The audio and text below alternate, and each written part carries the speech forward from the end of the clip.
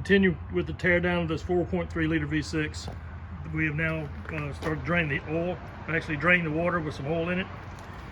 And this is what a very heavy mixture of oil and water looks like. It's a very light brown color.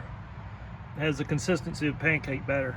So if you look at it, it's just kind of forming a little mountain there in the bucket. So usually this indicates a severe crack inside the motor, possibly due to freezing. But what happens is the water pump in the outdrive continually pumps water into the engine. The engine doesn't know that there's a crack, and well, there's no sign that this got water coming into the engine because your temperature gauge never shows it. You never run out of water because the water pump just keeps on pumping water into the engine until it fills up, and eventually the engine just dies due to too much oil and water mix in this crankcase, and the pistons start hitting it and won't turn.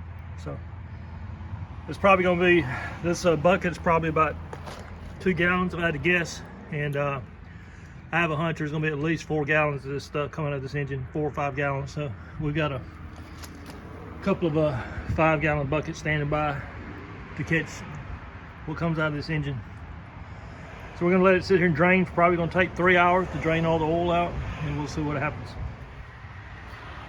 In the process of stripping down this 4.3 liter V6, obviously it's full of water and oil mix, and we've already got probably at least 1.5 gallons there, and another at least gallon, if not more, there. So we're looking at 2.5 gallons already. So all this front came out of the front nose here. When we took the harmonic balance off, all just oil and goo come out of there. And this is still draining. It's been probably a good 2 hours and it's still draining. And it's not even close to being probably empty. So we've got a bunch of this goo up here in the top. We've got to figure out how to get this out without making a mess. And but anyway, I want to show you this picture. This is a plastic intake manifold gasket. But this was a marine engine, so there's no Dex cool in it, no antifreeze. So you can see when there's no antifreeze, the plastic gaskets, they hold up okay. There's no cracks, no deterioration of the plastic. So when you have a marine intake, the plastic gaskets are acceptable. Just want to point this out on a fresh marine engine teardown. Okay, continue with the teardown of this 4.3 liter marine V6. We have now discovered the main problem. So this block is cracked. It's cracked right there and cracked right through there. So that's where all your water's coming from. You see the crack right there.